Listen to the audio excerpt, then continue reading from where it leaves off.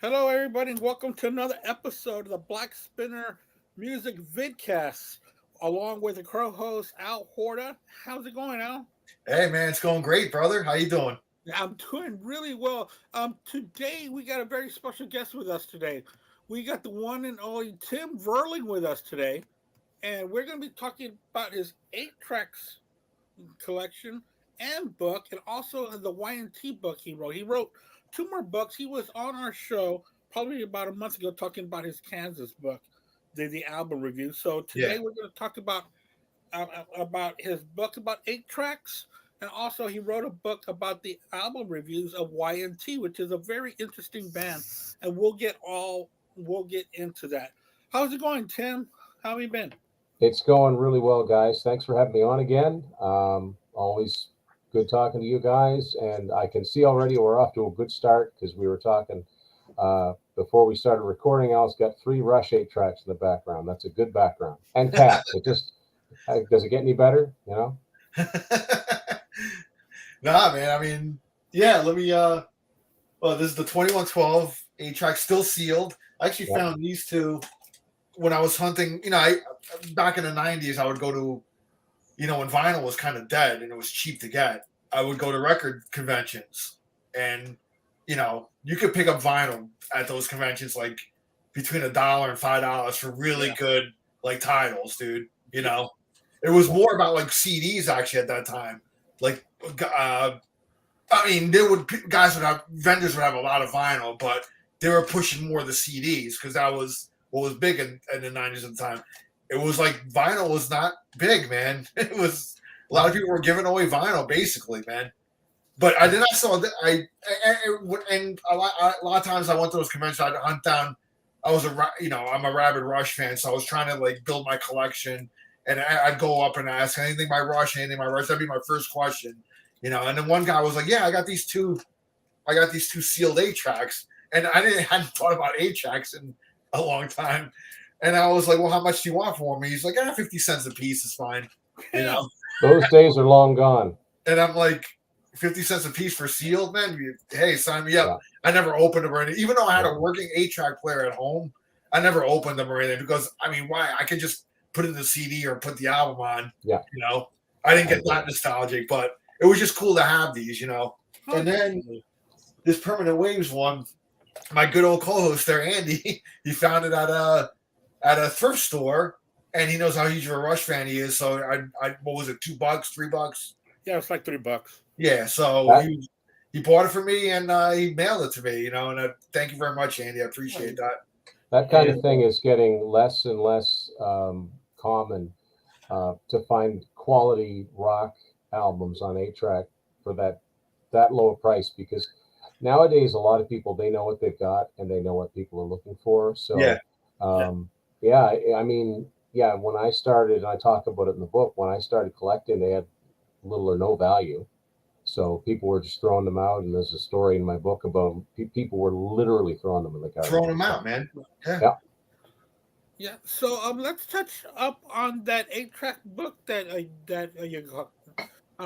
you've got there called Spoiled or Spooled. I'm sorry. Unspooled. Unspooled. Yeah, Yeah. an adventure in 8 tracks. Thank you.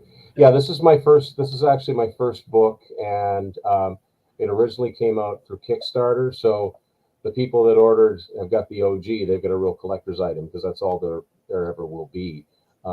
And but this is now available through Amazon, and this is it's the type of book that if somebody else had written it, I would have just bought it.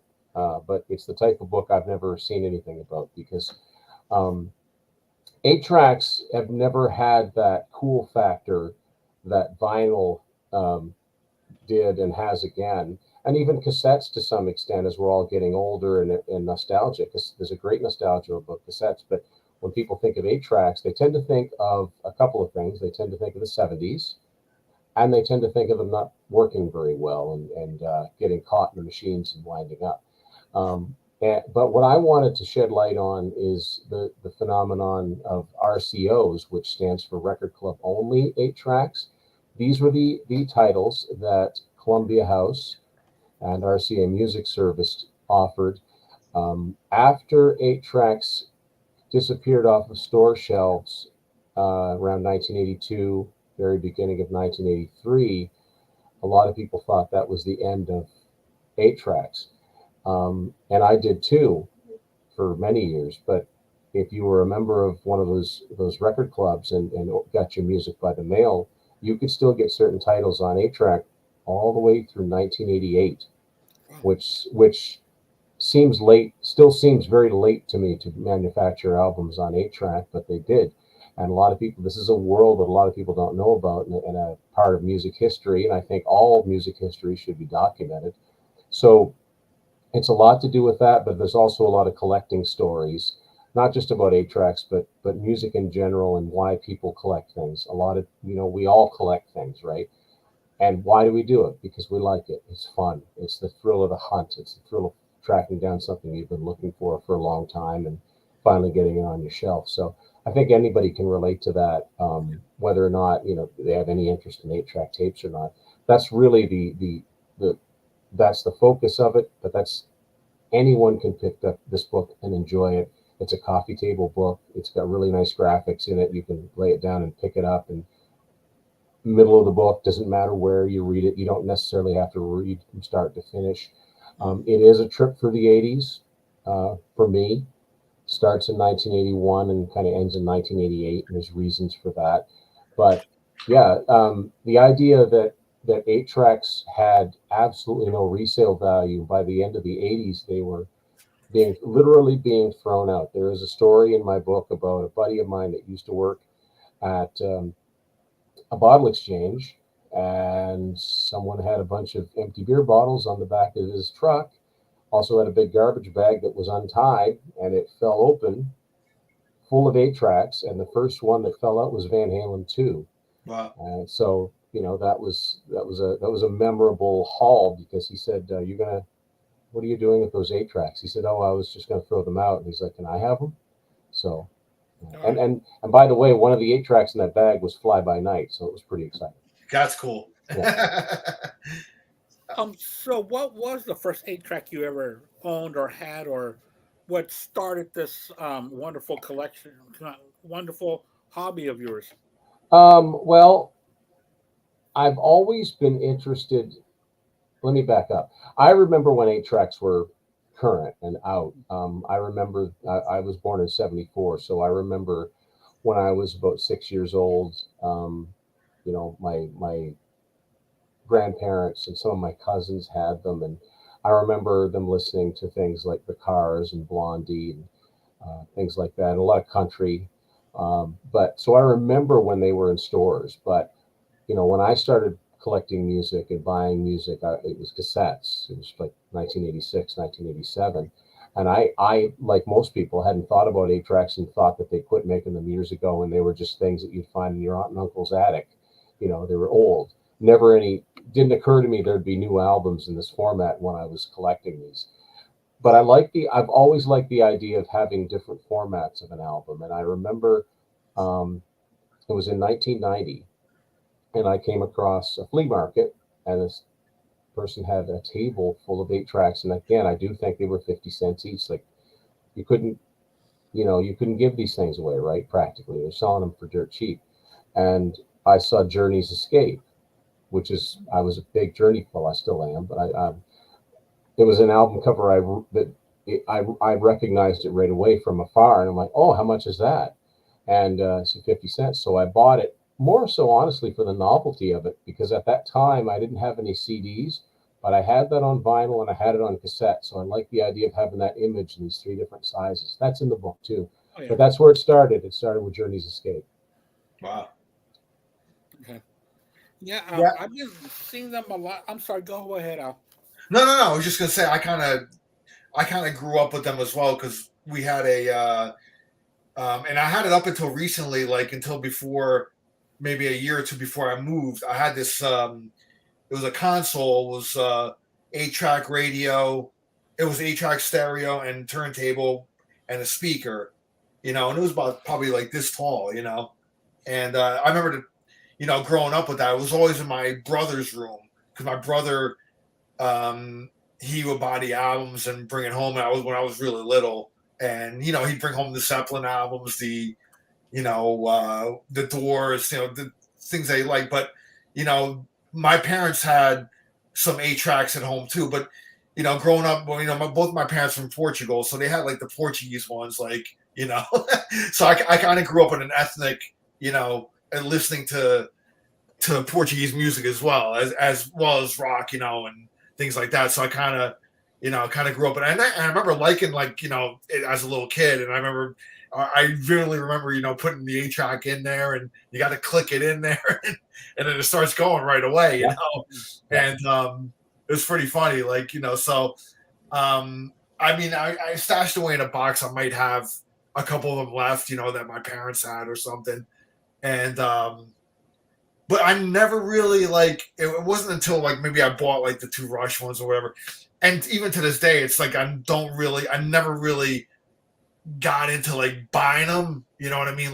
But I mean, if I see one that really kind of hits my eye, and I think I got one, Van Halen Diver Down one, somebody was basically giving it away as well. And I got it and stuff. And I belong to a couple of Facebook groups too that are 8-track just for the fun of it. And people trade 8-tracks, and and even I remember I had a bunch of 8-tracks that were broken, they weren't even, and I put them up there, and somebody bought a bunch of them off me for $25. I probably had 10 broken ones or something. But I know a lot of people like to have they're into fixing them and repairing them, and they put new pads in them, and people really get into the whole culture of it, the whole and actively play them once they've done all that. I've seen that post up found it in the thrift store, and it's a home 8-track player and all this cool stuff. I mean, some of them actually look pretty cool too. Some of them get the car players; they'll put it in their car still. I think if somebody has a really vintage car, I think actually having an 8-track player in there is really kind of cool. It kind of goes with the whole thing. You know what I mean? So. Right. Yeah, and that's one of the reasons that 8-tracks got so popular in the first place is because of the portability. You could put them in your car and you could listen to whatever you wanted to listen to. So yeah, it wasn't because it was this great high fidelity sound quality. Yeah, it was because you could listen to what you wanted at any given time. But yeah, I mean, I think people oh yeah, Tim, you collect 8-tracks. I say I have to like the album. Yeah, you know what I mean. So if I'm at a music store, or I'm in a flea market, or I'm something like that, and I see from afar, I can pick out an album cover, right? And I zoom in on it. So if it's oh yeah, I'll get that. Just happens to be on 8-track. But when you do start collecting 8-tracks and you want to get all of the 8-tracks that say a particular band has, inevitably that's going to lead you down the road of these record club only ones where someone might say, "Oh yeah, no, the last one is this." And you're like, "Well, actually, the last one was this. It was way past here." Yeah. So yeah, so that, and I one Facebook group that really turned me around in terms of letting me know just how many of them were out there and what titles was a group called 8-Track Fixation. I bought many an 8-track off of that group, and it was mind blowing to see some of the titles that were released. I mean, well, we were talking off camera. I thought that the last Rush album to be made on 8-track was Grace Under Pressure. Then I come to find out, no, they made one for Power Windows too. So, yeah, that's really cool, man. And then the cool thing was I remember not a couple albums ago, Cheap Trick actually released one brand new. I have that. Is it the latest? Yep, from 2009. There's quite a long story in that with a lady named Kathy who has a place called Kate's Track Shack, and there's a picture of her with Rick Nielsen in the book. Yeah, I think Rick jokes that he's like, well, the way we would get a #1 album on the charts and release an 8-track. I think what the band's statement was is that we wanted to have the #1 selling something the week it came out. Not being 8-track. Yeah, and that's Rick Nielsen's humor. Yeah. I guess they'd probably corner the market on that, right? Yeah. Although there have been some that have come out since then. Yeah. I think actually that Cheap Trick one's kind of expensive to try to get now. If you didn't get it when it first came out, you pay the late tax. Yeah, exactly. The late tax. My mother had this. I can still remember in my head. It was a silver stereo, and it had an 8-track in it. And I remember she had Queen the Game. Yeah. I don't know why she had this because she's not that much into music. But one that I really got into that she had was Eagles Live 80. Mm. Okay. Yeah. And she had that on 8 track. And I would play that a lot when I was probably in my early teens or preteen. I would listen to that a lot. And I really enjoyed it. And now I found it on vinyl, and I was so excited because I love that album. But it's because of that 8 track that she had that I would go and hear it constantly because it was so good. But you would the sound that it would make when it was at the end of the program, like Yeah. It was quite a loud, clanky sound. Yeah. yeah, And as everybody that knows about these knows, oftentimes the order of the songs are mixed up, yeah, and a yeah, song fades out, and then it comes back. The second half of it comes back in on the next program. Yeah, strange format. It really is. It's pure nostalgia with me. I don't play these things. I collect them to look at on my shelf, and Yeah. and it's funny you mentioned the game. I mean, that's another one that I remember, because one of the first popular songs I remember liking was Another One Bites the Dust when I was 6 years old when that song was out. So I remember seeing the game 8 track, and years later I got way into Queen, and that was just one that came along. But seeing that on 8 track, I'm like, I remember this. I remember seeing this very format of this album. There's something about the silver and the black and white photo, so it's pretty cool. yeah. And them in their leather jackets, I think, right? Yeah. Oh yeah. Yeah. It's Run- like from the video. It's like they shot the video for a crazy little thing called Love. Like, guys, pose for a picture. Yeah. Quick. Where's your album cover? It does look like that. It probably was like during the video shoot. Like they Oh, probably. totally dressed the same. I don't know Yeah. why they'd recreate that. That's what it looks like to me. It looks like a Yeah. still shot from that. Yeah. like a '50s rave up kind of send up because that's the way Yeah, that. it's like the grease shot on the retro '50s thing, right? That was Yeah. happening. Oh well, yeah, that was kind of big at that time, with Yeah. The Grease. rockabilly kind of. Yeah. Yeah. Yeah, exactly. Because when was the game released? Like 79, 80? 80. So Crazy Little Thing Called Love came out in like late '79 by itself, just as a single, and then it was so successful that the record label's like, hey, we need an album. So Yeah. The game was 1980. yeah. So And was that a? Oh well, of course it was a big hit because that crazy little thing called Love, and Another One We Are Bites the the Dust was Champions and We huge. Will Rock You. But other than that, how was that album viewed? It I was a think big that album. that's their single biggest selling album. That isn't their greatest hits. That's their biggest studio album that they Oh, ever okay. had. Yeah, that was their most mainstream album. I mean, they've sold millions of copies of, say, Night at the Opera and News of the World, but the game was their popular most pop moment. Well, Okay. because he also crossed over with Another One Bites the Dust because that was not only was big on the rock Got charts, played but on all R&B. formats, right? Like Yeah. it got played on funk stations and pop. R&B Pop stations are playing it. yeah, Yeah. yeah, it went far beyond just and it's funny because those two songs sound nothing like each other, and they sound nothing like the same band, and they were almost complete outliers for them. But that's what I love about that band. They could do anything.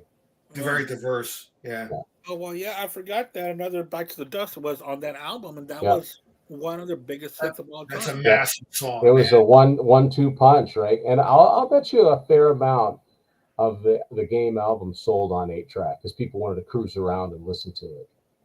Yeah, yeah, Yeah. yeah. That'd be When good. that album came out, I was only like 8 years old, and I vividly remember Another One Bites the Dust being a massive song. Yeah. You know, I mean, even kids in school were like, singing it, and you know, I it's one of remember, those. yeah, It's one yeah, of yeah. those definite, young kids really kind of gravitated. I think that I think that's the story for a lot of people that were kids at that time. It was one of the first popular songs that they really gravitated towards. I remember also somebody in my family having the 45. Yeah, So I remember listening to the idea of being able to listen to a song, not just waiting for it to come on the radio, was Yeah. kind of neat too. yeah. Yeah. It had the red Electra. I can still picture the red Electra label on it. Oh wow. Okay. But also, "We Are the Champions" was used a lot at that time in sports. I think that since we will the pair of "We Will Rock You" and "We Are the Champions" came out, they were forever They still release. are. They've never not been used for some sort of sporting event, and that's Yeah. pretty brilliant of them because that makes those two songs bigger than any band. That makes them part of just culture. Yeah. Yeah, People that wouldn't have any that never listen to any music, and they're all into sports. They know those songs, right? yeah, yeah. Because those two songs, I don't mean to get too deep, but the meaning of those songs are more than just sports. It can also be used in life as well. Yeah, Be- overcoming and being triumphant. Yeah, Yeah, absolutely. Yeah, being being triumphant in life, and yeah. doing all that you can to achieve those goals. And anything else you wanted to add about the 8 tracks? I was Oh, just while we were talking about Queen, I'm trying Yeah. to find it in here in a timely fashion because I do want to mention my good friend Matt Phillips at Go North Design did a wonderful job designing the graphics in this book. Okay. Like I said, it's a classic coffee table book. I'm really trying to find this one particular page because a lot of people love Queen, as do I, but I just wanted Right. them to see. Here we go. Give you an idea what's in the book. Um, Oh wow. so You're right. That's the perfect coffee book where you can sit it down, and when you're sitting down, yes. Yeah. you should just open it up and just start reading wherever you open up that page. yeah. You know. By the way, and when I the most of the pictures in the book are from my own collection. So when we did that one, I was still missing one. I've since found the works, which is Oh, the last Queen 8 track. So and that was released one in 85, 84, 84. early Okay. 84. Yeah, that's the last Queen one that we know that people. Again, when I make the lists of at the end of each year in this book, 1981 through 88. Reason it's 81 through 88 is because 1981 seems to be the first year where there were 8 track releases that only seemed to come out through the record clubs and they weren't released to retail. So that's where I started, and I ended in 88 because that's when they stopped production of them. But at the end of each chapter, I have a list of all known albums guaranteed they exist on 8 track. Oh So wow. also makes for a good checklist if you're collecting. If you're just curious, like if you see some of these names that are names that you think of that are just primarily 80s, they had 8 tracks. Sometimes they had two or three. Madonna, Duran Duran, Cyndi Lauper, like the biggest names of the 80s, they've got Right. 8 tracks. So I think it serves a purpose for it's a reference guide, but I think it's also just a good coffee table read, and it's a good read for anybody that loves collecting things. I think you'll find things in there to enjoy. And, and what's so fascinating about the book, also, Tim, is that you're focusing on a time period in music when 8 tracks were not popular at the time. So what you're pinpointing there are kind of not obscure but very collectible, They're or they're anomalies, right? They're like total anomalies, and they're I always say they're out of time. There should not be, and there should not have been a period where 8 tracks and CDs coexisted, but there was Yeah. because uh, like I said, Columbia House made 8 tracks available through certain titles, not every title, but right, through 1988. Well, they started selling compact discs in 1986. I've got a reproduction of a Columbia House ad in there that says compact discs now available. So that meant if you were a member of Columbia House in the US, you had four choices of format. You could either get 8 track, vinyl, cassette, or CD. wow, that's amazing. So, yeah, so for about 3 years, there was like all these different formats, right? But you wouldn't think there was. You would think that when one thing, you'd think when 8 tracks, okay, 8 tracks are gone, here comes, because the vinyl and cassettes were just kind of percolating along, and then you heard about the CDs. I mean, I know that CDs came out in '82, but I never heard about them in '82. I never heard Nah. them. I never heard about them till like 1986. Right. So it's not like one format completely dies and one takes over. There's this crossover, right? Yeah. And yeah, it's a pretty fascinating look to think that that format, the much maligned 8 track format, all the way most of the night, like most of the '80s, almost all the way to 1990, were still being made. Yeah, I Wow. remember, I remember my brother getting a stereo rack and getting his first CD player. I mean, I think he got it at the tail end of like 85 into 86. So that right when CDs were just starting to get like known, because you're right. In 82, nobody, I mean, it was just they were only manufactured in Japan, I believe. Yeah. And they were so expensive. And it's a very audiophile strictly thing. Exactly. Teenagers weren't buying them, right? No. Like this was they were really top of the line. Yeah. Going back to the 8-track, I mean, there's actually one title that I really love, and I've always been kind of on the hunt for it. It's the Pink Floyd Animals, because on that one there's an exclusive guitar solo by Snowy White between Pigs on the Wing 1 and 2. They wanted to like kind of bridge them together.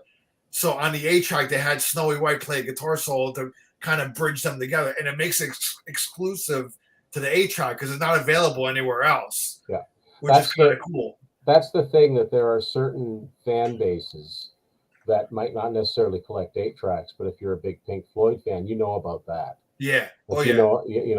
And Kiss fans, right? Kiss fans were crazy. And so even if Kiss fans don't collect any 8-tracks, they want to know, they want to have them all, which means they need to have Lick It Up and Animalize, which are the two RCO ones, which I don't even have. I've never even. Was Animalize the last one for the Kiss? Yeah. I've got them all up right through the Elder, so. Nice. Yeah. That's crazy, man. Yeah. So the second book that we're going to talk about, that was also written by Tim, is going to be Y&T. This is going to be the albums review of all the albums by Y&T. And they had, how many albums did they have, and what year was their last release? They had 12 studio albums, and so far, unless they put a new one out, which I hope they do, the last time they put out a new album of all new material was Face Melter, which came out in 2010. So it's been a while. Yeah, it's been a while. The first album came out in 76. Yeah, the only ones that I have is, of course, one of their biggest ones, called "In Rock We Trust." Yeah, that's their best-selling album. And this Earthshaker, I got that one. That's so good. That's so good. Earthshaker, and also Fantastic. This one, when they were still called Yesterday and Today, Struck Down. Yep. The first two albums, 76 and 78, they went by the full name of Yesterday and Today. So it was self-titled in 76, Struck Down in 78. I actually have both of those on 8-track. They're two of my prized possessions. Oh, wow. Because they're one of my favorite bands. I mean, obviously, I wrote a book about them, right? You wrote a book, yeah. And obscure, fairly obscure. So the fact that I've got two Y&T 8-tracks, which I think those are the only ones, I think. Was the first two albums? Was the first two albums. Even though A&M Records, which put out Earthshaker and Black Tiger in 81, 82, they were still making 8-tracks. There doesn't seem to be any. Whoop. He froze up a bit. Yeah, he did. See if he comes back. He'll come back. Maybe he'll release here in a minute. But in the meantime, he was saying that A&M had these two albums in 81. Oh, there he is. He's back. Yeah, sorry. You guys disappeared on me. I'm sure I disappeared on you. You froze up. You were just kind of like. Yeah. I do that sometimes. Yeah. Just for fun. But you were talking about the albums from 81 and 82 by A&M that were not on 8-track. Yeah, I mean, so for example, if you bought 8-tracks in the early 80s, you were still buying them. Yeah. You could find Styx and 38 Special and Joe Jackson. I mean, I think the real big selling bands, Yeah, but when say Earthshaker was the third Y&T album, but it was the first one on A&M. So how did they know it wasn't going to be a big album? I just say in 81, for the most part, it was still standard practice to manufacture them on 8-track. So it's possible. It's just highly unlikely because I've been looking for so long and I've never seen evidence of there's only one Y&T track that I know of that exists on 8-track under the name Y&T. So first two albums are Yesterday and Today. Those were on London. Those are actually really obscure because they went out of print and they weren't reissued till like the mid 90s when they put them out on CD. But K-Tel, I think we all know what K-Tel was all about. Oh, They yeah. put out the various artist albums. Right. In 1983, they put one out called Masters of Metal, which is actually a pretty good compilation. Oh, But yeah. one of the Final. yeah, Yeah. but one of the songs on it was Mean Streak. Right. Okay, Yes. that exists on CD. So as far as I know, that's the only song by Y&T that exists on 8-track under the name Y&T, and I'd like Oh, to find that just for that reason. oh, okay. I got that vinyl, but they've got that also on 8-track, the Masters of Metal. It's Yeah, also on yeah. 8-track. Don't it's rare. I don't Yeah. have it, but it does exist. Oh, okay. Yeah, Interesting. That's pretty cool. Oh, yeah, because I'm a big Kato fan. I love Kato. I know that people complain about it sometimes, that, this and that, but I just like the way that they put such weird compilations together. Yeah. yeah, Sometimes you get like the rock album and you're like, these guys aren't even close to rock. I don't even yeah, understand yeah. why And they'd shorten songs. You'd get like 20 songs on a record, but boy, you'd get a lot of different samplings for songs. yeah, Yeah, yeah, yeah, exactly. yeah, Exactly. The Yeah. 20 hits by the original artist yeah, might not be the whole thing. yeah. They say that. That was Actually, a that was a that K-Tel, that was a guy in Winnipeg. That was a guy in Canada oh that came wow, up with really? that company. I can't remember his last name, but it started with K. That's why it's called Yeah. K-Tel.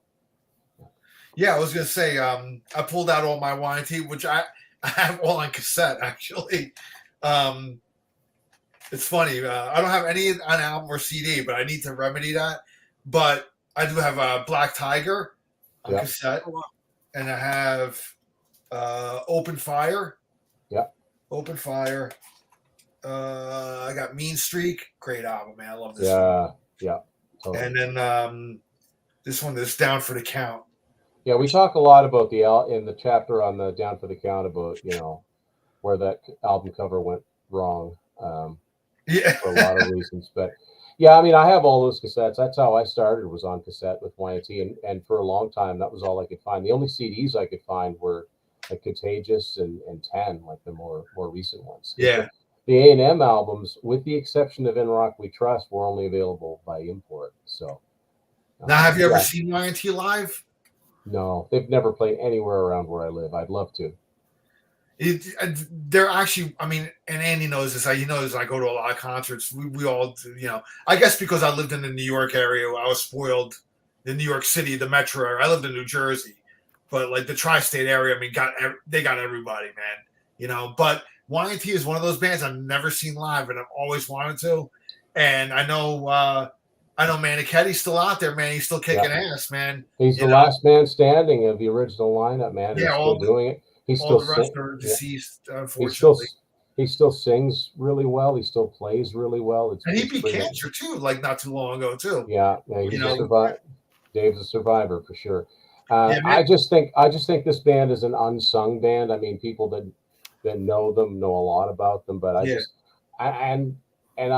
this day, I don't think there's ever been another book about them. At the time, I didn't think there was, and there still doesn't seem to be any books on Y&T except for this one. So, I think that any band deserves a book. So why not? And since they were a favorite band of mine for so long, it just made sense that if I was going to write a book about one band, coming off of Unspooled, well, who do you want to write about? So, well, there's got to be a Y&T book, and if I have to write it, then I have to write it.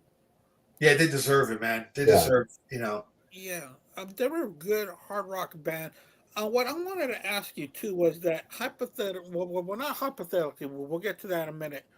We know that they got screwed so much by the media and by their own record company. They just wouldn't push their product out the way that they should have. Now, I was thinking about this this past week. Do you think they would have been better if they would have been a little bit more from the 70s, if their music would have came out in the 70s? Because when they came out in when they hit the mainstream in the mid 80s, it's kind of like they were out of favor with what was going on, but they had the chops and they had the talent to be better than they were. Well, the thing is, they are a '70s band. I mean, their first two albums came out in the '70s. It's just Right. that they were so obscure, they weren't very well known. So they were practically a new band when they came out with Earthshaker in '81. Hmm. With Y&T, there were a lot of factors that I think um, contributed to them. They were like special guest status, opening act status. Like they opened for any Everybody. major hard rock and metal band of the time, you name it, right? Yeah. As far as gigs, I think that the closest they've ever played to my area, I've talked about going to see shows in Portland, Maine. I think they opened for Motley Crue there in 1985 when I would have been 10 years old, so I wouldn't have gone. I wouldn't have been going to that anyway. But one of the problems I think is that they were on A&M Records, which is not a hard rock and metal label. No. They just weren't. If they had landed on Warner Brothers or Atlantic Records or Elektra Records or Mercury or CBS, I think that they might have been marketed better. Um, I think that they had like kind of they had good management, but it was like local management. But if they'd had high powered management, somebody like a Doc McGee or a Q Prime, someone that could get things done in the industry, Hmm. that might have had a factor. One way that A&M really messed them up and messed them up right from the beginning because so Earthshaker is the first A&M album, Yeah. and you think the label wants to put the best foot forward. They signed this band, so why wouldn't they try to make money off them? 81 is the year of MTV. Yeah. So 81 goes by, Earthshaker. Black Tiger comes out in 82. That year goes by. It isn't until 1983 when Mean Street comes out that A&M says, okay, we'll give you some money to shoot a video. One video. Video is everything. If they'd have had early video clips, even if they're just rehearsal clips or soundstage clips from songs like Rescue Me and Forever from Earthshaker and Black Tiger, MTV was desperate for music videos. You've read Yeah. the stories about how they played the same videos over and over again. They just didn't have that many videos. They would have played Y&T. They would have had to have played Y&T. So I think right from the beginning, they were behind the eight ball with A&M. They had a certain amount of success. In Rock We Trust almost went gold. It's If it was recertified now, it probably would classify as a gold album. And then in '85, they had Summertime Girls, which hit number 55 on the chart, got a lot of airplay, but not quite enough to cross over into the top 40. And then they leave A&M, go to Geffen. Now, Geffen is a proven hard rock label at this time because they resurrected Aerosmith and they resurrected Whitesnake. But by this time, Y&T had been around for so long, it's almost like the longevity worked against them. So I think at every turn, and then when they put out 10, which is my personal favorite album, because that's when I got into them in 1990, which I thought fit right in with what was going on in hard rock. That album could have gone several singles deep. Well, what was going on in 1990 with Geffen is that there was that big changeover where Geffen went from being distributed by Warner Brothers to MCA. So a lot of things got lost in the shuffle, and I think that 10 album was one of them. Mm. So, just talk about screwed by the industry. And when I say, and I talk about this in the book a lot, a lot of the panelists that are in the book and I talk about it because we figured that it had to be either record label or management or some outside force because it wasn't the music. They had the music down. It wasn't the music. They had all the ingredients it would have taken to break through at several points throughout their career.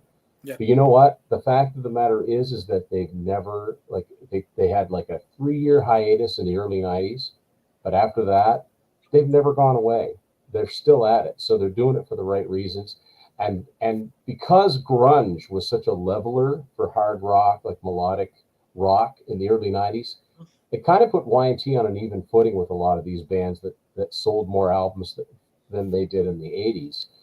So now they can do the rock cruises and the multi-artist bills, and people talk about how great they are, to go see live. So um, I think in the long run, certainly, I mean, Dave has a song called No Regrets. I don't think he has any. I think it's more the fans that say they should have had gold and platinum records. They should have had hit singles. Why didn't they? So it's just always been a band that I've always had to explain to people. I've always had to list off bands that I love And when I get to Y&T, they trip on it. They go, "What did you say? Who's that?" Who's that? Yeah. So yeah, it's and maybe just maybe another reason is they maybe maybe it's the name. Maybe they had a confusing name. Maybe people didn't know what it meant or what it was. I don't know. I always thought it kind of had a ring to it, but who knows? I really thought that Y&T was a pretty cool name until kind of when I found out what it was. It kind of sounds kind of lame yesterday and today. You're like, oh, okay. They should See, just, Y&T has a better hard rock ring to it yeah, than Yesterday and Today does. Yesterday and Today, I understand it's a Beatles album, but Yesterday and Today, it's a clunky name. It's long, and they did come up with a cool logo for it, which that counts for a lot. The Y&T logo is pretty cool, yeah, especially when it's all done up in gold. yeah. Yeah, it's a great band, and one of the best things people can say to me is that, hey man, since I got your book, I went and I got two or three of their albums. I'm like, that's great. That's all I've been trying to do since I got into this band is get people into Y&T, because I've long said if you like hard rock, if you like, what they would call old school heavy metal at times, if you like Van Halen, if you like Aerosmith and Whitesnake, you probably like Y&T. Oh yeah. There's just really nothing not to like, right? And they've got a lot of different within their hard rock. There's a lot of variety. So I just think it's a band that's worth that deep dive going back into. And so it's really great when people say, "Yeah, I bought a couple of their albums. Fantastic." Yeah, and not only is he a great guitarist, but he's a fantastic vocalist. His Yep, vocals are perfect for this brand of music. I agree. Perfect for this band because sometimes you might hear a band that sounds great, but the vocals are like, I mean, they could have gotten a better singer, but that's not the case with Y&T. He breathes it, and he lives this brand of his band, and that's Man, fantastic. I think Manichetti is one of the best. Um, what's the word I'm looking for?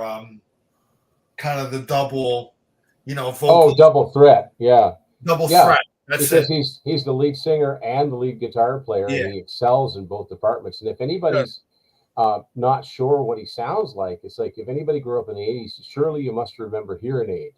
The Stars Yeah. Oh yeah. Oh that yeah. Dio did. Yeah. After Dio sings that intro, Dave's the first voice you hear. He's the first one So on there. so Yeah.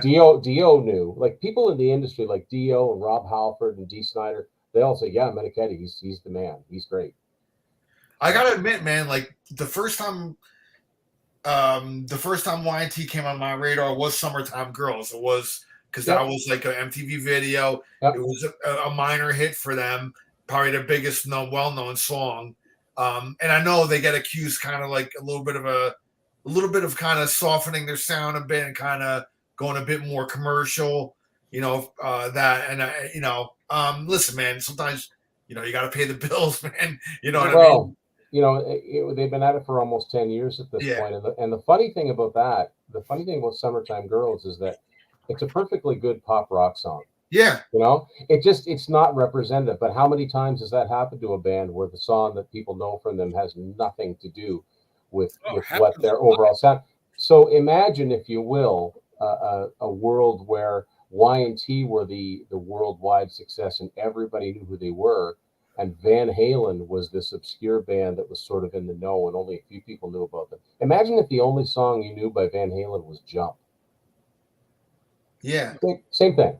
yeah. Not Same very principle. representative of them. Yeah, yeah, good song, great. It's a classic, but it doesn't sound like. And so then you start playing them other songs. You go, oh, I didn't know they had heavy songs. Yeah, So with Y&T, and again, this speaks to A&M and not knowing what to do with this band. After begging them for years, you guys need to give us a hit. They gave him a hit. It's just they didn't promote it, and they didn't promote it right. And what what drives me nuts is because what happened is that Summertime Girls came out on that Open Fire live album yeah. first, First, yeah, which came out I think June '85. I mean, that's a perfect time. Put a song like that for the summer. It's great. But Yeah. who's going to buy a live album as their first purchase by a band? I mean, yeah. I know it worked for Kiss, but It was in the in the '70s, though. and not in the mid '80s. So it's like it didn't have an album to belong to that people could go out and buy. Like hard rock metal fans that like that sort of thing, they weren't likely to buy singles. Oh no. So it's like it wasn't attached to an album. And then Down for the Count comes out the same year, but it doesn't come out until November. Summertime Girls has already fallen off the charts, but they stick it on there anyway. They didn't have a clue what to do with a band like this. If they'd had the 1-2 punch where Summertime Girls had also been on In Rock We Trust, their biggest song on their biggest album, that might have made a difference. But I don't know. There's just sometimes, and it was a crowded scene too. And sometimes not everybody was going to make it, but I'm not going to name names. There are plenty of bands that had platinum albums that I don't think deserve to. And here's Y&T. That's just a sample of quality. They didn't have a crazy image behind them, and they were on the sidelines, and that's a shame because they. I'm not saying that they were a band that would have been household names and sold, 10 million one album, but they could have been an album that had 2 or 3 albums that all went double platinum. Yeah. Yeah. And admittedly, like, when I first heard that song, I really thought it was like Sammy Hagar, man, because he sounded like Sammy. Dave, what does Dave Meniketti sound like? I don't really think he sounds like anybody, but if he sounds like anybody, he does have a little bit of Sammy in him. Yeah. So, so it's weird because if I had to describe Y&T, the core of their sound, especially in the 80s, to someone, I'd say, well, if you could imagine a band that had the sensibility of David Lee Roth era Van Halen, but with Sammy Hagar on vocals, that's kind of what Y&T sounds like. Yeah. So kind of like the first 6 albums by Van Halen. Earlier Van Halen, yeah. Yeah, I mean, the guys in Y&T being Bay Area guys, they were heavily influenced by that first Montrose album from '73. And that's kind of the same template, 4-piece rock band. So,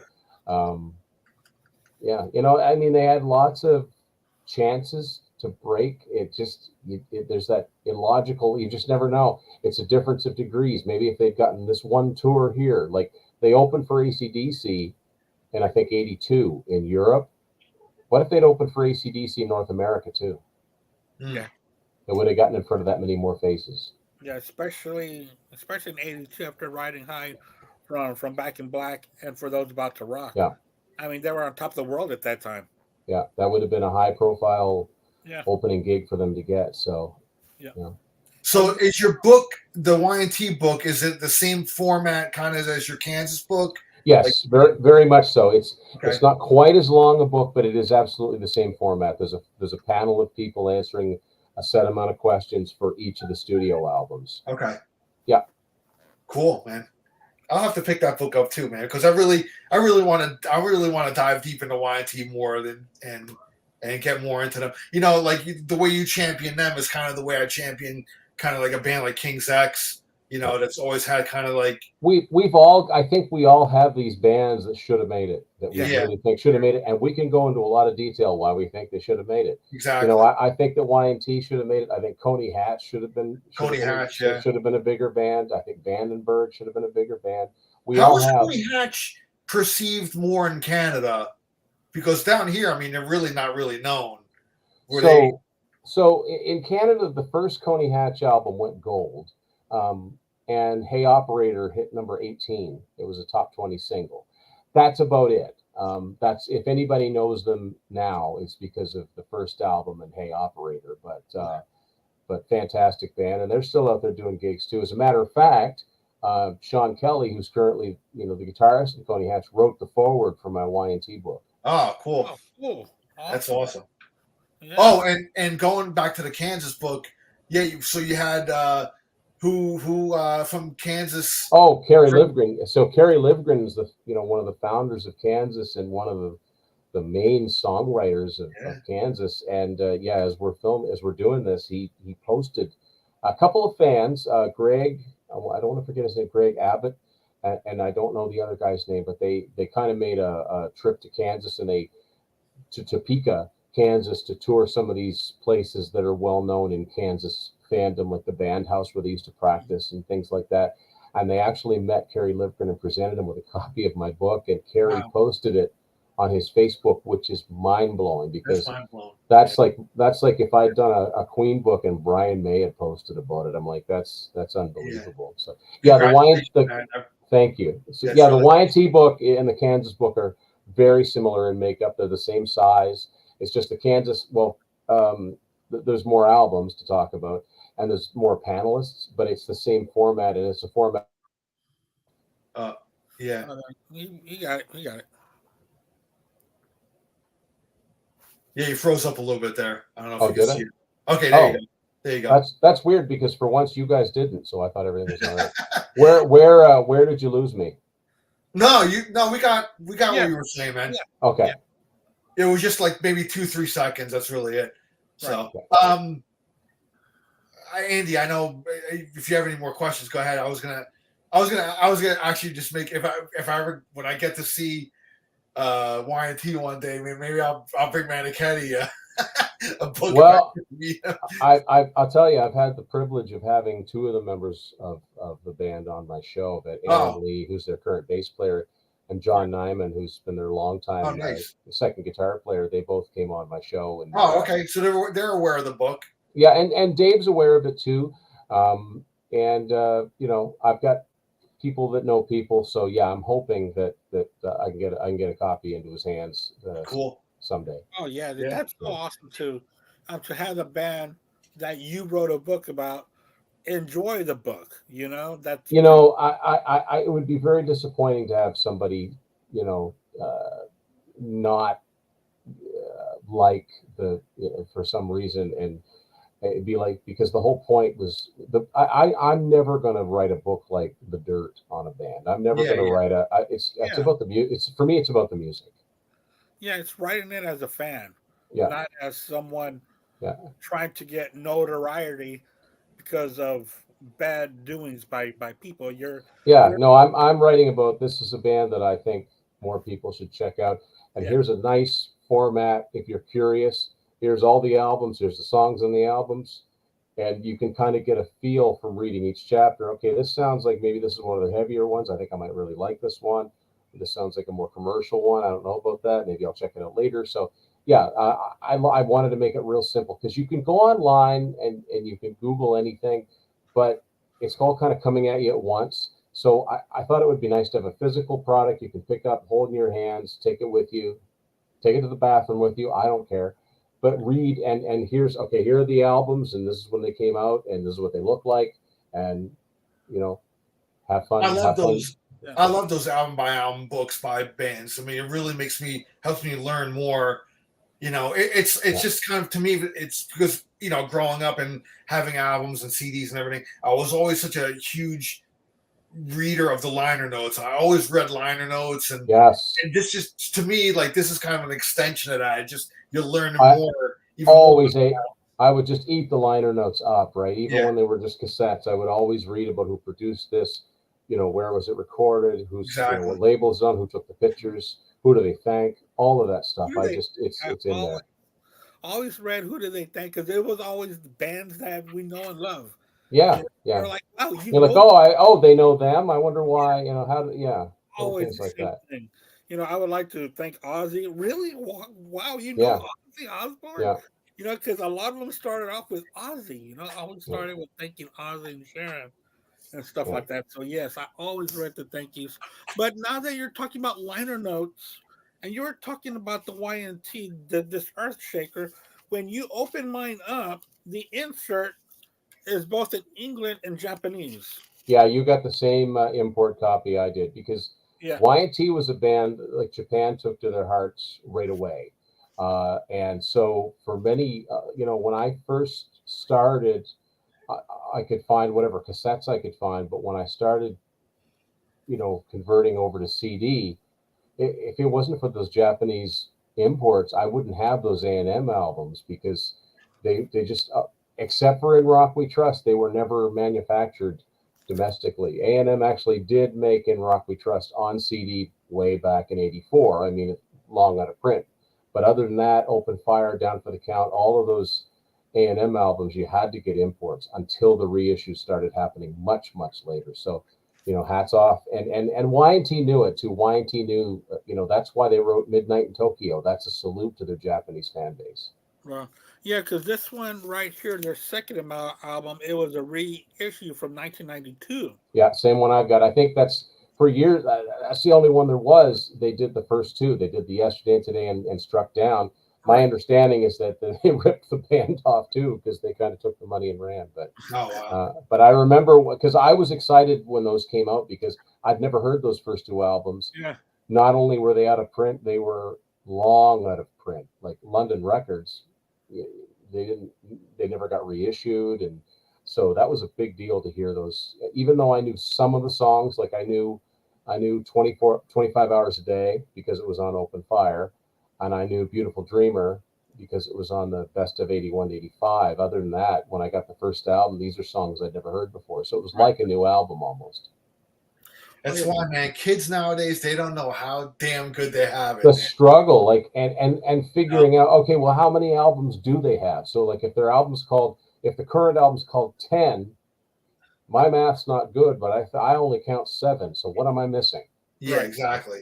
Yeah. And you can't just go online and learn all that, and you can't just go on YouTube and listen to it. So No. yeah, it was, but even though it was aggravating, what you don't have now when you can instantly listen to anything or look and buy almost anything, is that when you did find something rare, you cherished it. Like, Oh it yeah. was like you felt like I'm gonna, just nobody else even look at me. I'm buying this. Dude, you never felt like such a sense of accomplishment, man. Like finding, like again, man, when I went to these record, shows and stuff. I mean, internet was just in its infancy. Nobody was going on there to, it was not the way it is today. But Yeah. you go to record shows and thumbing through, man, and just finding like that album, like holy shit, man, like this, I found a Rush 12-inch that's clear vinyl that I never, it's like holy. Yeah. You go to enough record stores, right? And you tend to see the same albums over and over again. Yeah.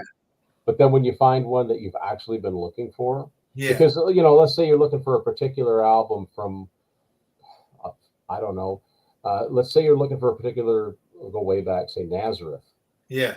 There's 4 or 5 albums you're going to see. Yeah.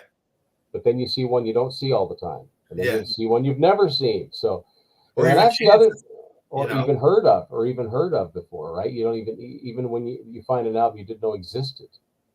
That's happened a few times. Well, back then, man, and now, it's all like, back then it was like, if your friend had a copy of something, check this. A lot of it was word of mouth and who had this and who had this. All your friends had different stuff, man. Like, hey, man, let's swap, let's borrow, like, and it just, that's how you just discovered, man, word of mouth and, going to school and seeing somebody with a shirt on, man, like, hey, man, who's that? It was just so different back then, man. I always try to explain to my daughter, because she doesn't have any sense of like, pre-internet world, you know what I mean? So it's tough. One time I used to go to a friend of mine. She used to cut my hair all the time back in New Jersey, and her son's 2 friends were there. And I remember one time, I think one of him was getting into playing guitar and everything like that. So, kids nowadays, they go on YouTube to learn stuff and stuff. And I remember, and I told him, hey, I started playing I told my story. I started playing when I was like 15, and I used to just kind of listen to the record, and I used to back up the tape, just try to play along with it.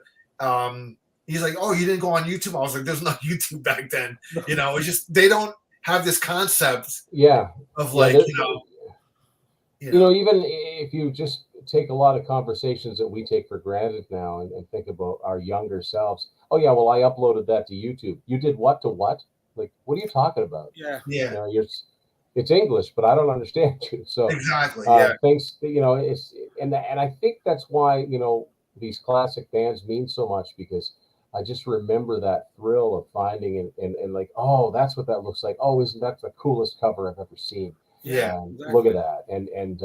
And then finding, when I started to find some of the Y&T albums on vinyl, it was even cooler because it was bigger. I remember, I think the first one I found was, I think I found Black Tiger and Mean Streak at the same time, and like you see so much more detail on them.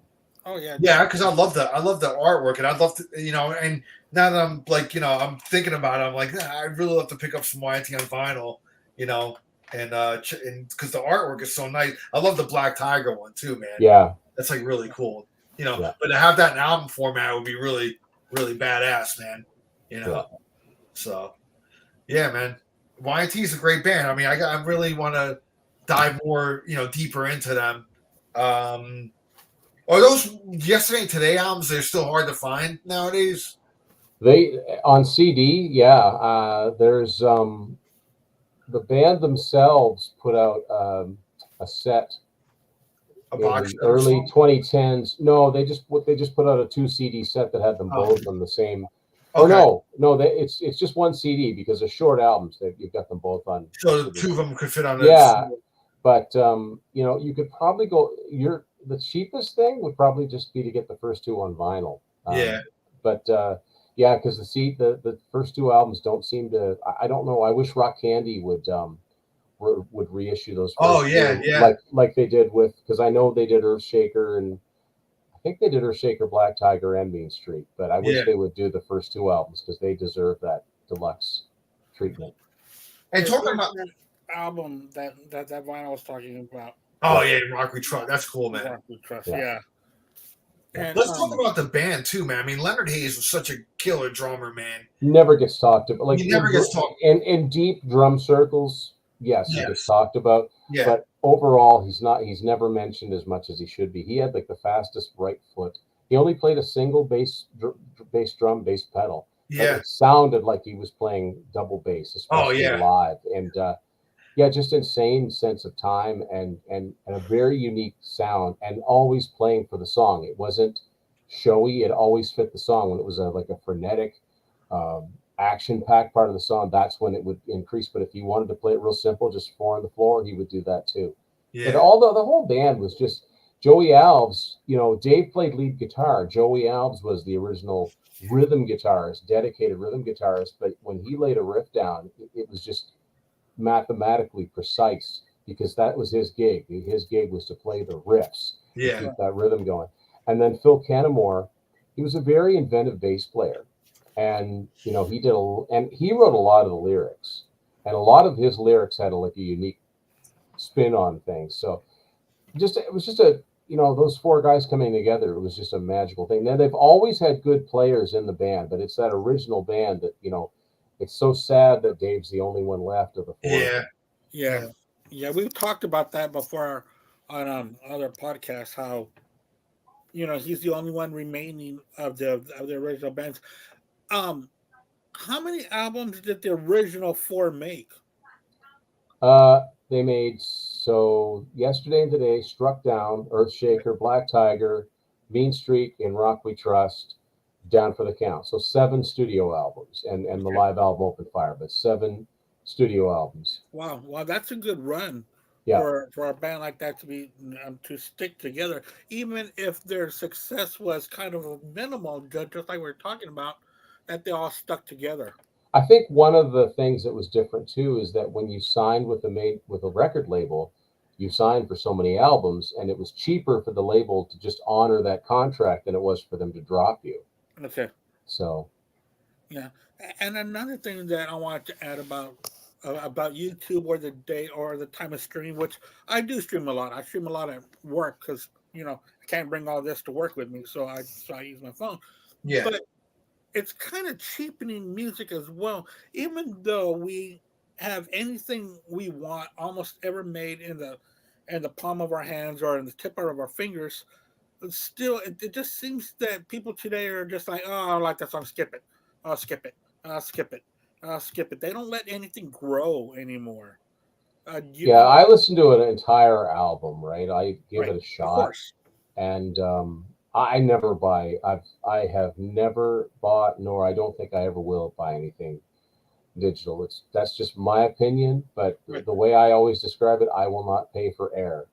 I want to buy a physical product. Oh yeah, absolutely. Yeah. That's my thinking as well. I mean, I could stream an album and try it out, and like that. But yeah, if I'm gonna buy something, I have to have the physical product in my hand. Oh yeah, I just can't buy a digital. Yeah, I'm more likely to like if it's a band I like, I'm probably going to buy the album, even if I really don't like it. I'm just loyal that way. Yeah. No. Yeah. But if it's a band that someone says you should check this out, I'm always skeptical of newer because you just they're not as good as they. well, Or you might have a band that puts out one good album and then they go totally pop, or they bring some hip hop in, or they're trying to be successful in modern terms. So it's like, no, I guess this isn't for me. But but yeah, there's no question that if you want to hear something that real quick, you go listen to it. But if you like it well enough if I like it well enough that I want to add this into my collection, I will at least buy a CD. Right. Yeah. Awesome, man. Yeah. Well, great. Then, thank you so much. Do you got any more to add, Al? No, I just want to buy. I'm gonna definitely pick up that Y&T book, man. Definitely. They're definitely like some of the, because in prep for this, I was listening to these cassettes that I have. And I'm like, how do I not have anything on CD or like on album? Well, I think I mean I think I can tell you, if you Y&T are not a band that you just see used, like if you're at expos, record expos, conventions, stuff like, you don't see Y&T CDs. If you're going to see anything, you're going to see vinyl or cassettes. Yeah. You very rarely will you see CDs. So that might have something to do with it. Yeah. No, I mean, fantastic band, man. Thank you for writing a book on it, man. And great. Definitely, plug the books again before we go. Yes, please do. So so I've got my first book, Unspooled, an adventure in 8 tracks. Y&T, Down for the Count. By the way, I have to mention artwork by the great Hugh Syme. Looks great, man. Yeah. I love you. And then my current book, I don't have it right in front of me, but is Let It Be Your Guide, the Kansas album review. They're all available on Amazon. That's okay, I'll take care of it for you. Oh, thank you, man. So if you go on Amazon, type in my name, Tim Durling. Those 3 books come one right after the other. Fantastic, man. So it's fantastic. By the way, I got tickets to see them again. Oh man! February here in Tampa. They're playing at the Hard Rock Casino, and it's going to be awesome. I love that room. I went to see one show. I only saw one show there so far since living down here. That was Impractical Jokers, so it was just a comedy thing. But I can't wait to see them, like a great sounding band in that room. And there's such a great lineup now. There's such a strong lineup. I just recently actually got. I mean, I've had the album for years, but I just recently got the remastered Point of No Return. Oh, nice. So I've been listening to that a lot lately. Yeah. Hey, so have you thought about what your next book is going to be, or have you been kicking around ideas of what number 4 might be?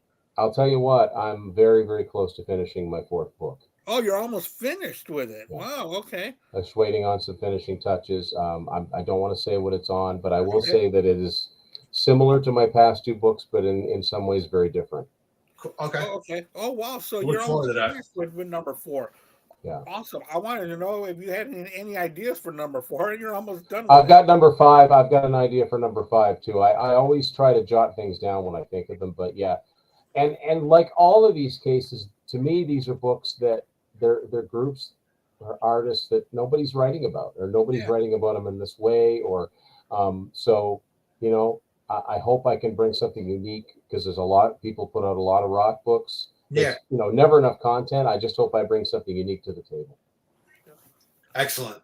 Tim, thank you so much. Yes, thank you so much, Tim. Thank you so much for being on. Yeah. And hopefully we can get you on a Black Spinner show where we have a topic that you might want to join in with us. Absolutely, yeah. Sounds good. And also, I want to say thank you for Mr. Abraham, who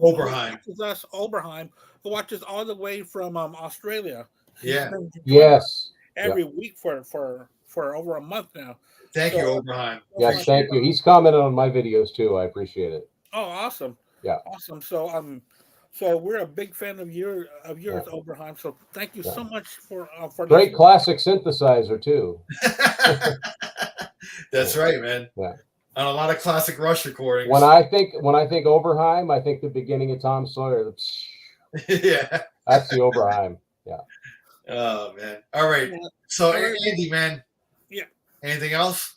No. I just want to thank Tim graciously for giving us time, um, to talk rock with us and to talk about the great Y and T and to open up the door on 8 tracks. You know, it's still a very great media, and when you listen to rock music, you are interested in all these different kind of medias and formats. So thank you so much for opening the door a little bit wider for us. We really do appreciate it, Tim. Thanks for having me on, guys. It's Yeah, a pleasure. yeah, and also Tim's got a very great YouTube page called Tim's Vinyl Confessions. Yeah, great channel. Yeah. Thank you. So check that out. He's got a lot of information on great topics. So check that out. Anything else you want to add, Tim? No, I think you said it all. I thank you for the support. I post daily on Tim's Final Confessions on Facebook and Instagram and Twitter. And if it's a birthday, I celebrate a birthday. You know, we did this today. It's Alex Life's birthday. Oh yeah. I posted the very Permanent Waves 8-track, the same one that Al has there. That's the one that I have. So Happy birthday, Alex Lifeson. yeah, happy birthday, Lurkst. This is Yeah. my. I mean, if I had to pick one Rush studio that I can only take to a desert island, it'd be this one. It's the one I discovered them on, and I don't know, man. It's just, it's tough to choose because Rush is one of my favorite bands. So Yeah. to choose one album is torture, but Permanent Waves, man, has a special place in my heart because that's really the first time I discovered them. So hearing the opening of Spirit of Radio and Yeah. being an 11-year-old kid, 12-year-old kid, Yeah. it's like blew my mind, man. I was like, what is this, man? You know, I didn't know anything about time signatures. I didn't know anything about musicianship. I just knew my ears liked what they heard, and that was it, man. My obsession began. So, Yeah. so all right, Tim, thanks so much, man. And Andy, Yeah, always a pleasure, brother. Oh yeah, always fun. Thank you so much. I haven't picked a topic for next week yet, but we will. I'll work on that, and all right. we'll get it going. All right. Sounds great. I will talk to you then. Tim, we will be in contact for another show later on down the road, maybe like a top 10 album of some year or some band. But Sounds good. I love doing those types of shows. So yeah. Yeah. Yeah. All right. Thanks a lot, Tim. Thank you, Al. I'll talk to you during the week, Al, and you take care, Tim, and wishes to you and your family. May y'all be careful. Thank you. Thank you. All right. Cheers, everybody. Bye, guys. Bye.